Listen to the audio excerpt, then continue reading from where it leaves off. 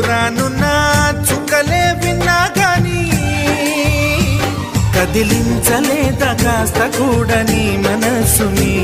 పరదాలు దాటి ఒక్కసారి పలకరించవేమి అందరినీ ఇలా వెంటపడి అడగాల సరదాగా నువ్వే ఎదురైతే సరిపోదా నిద్రపోతున్న రాత్రి నడిగా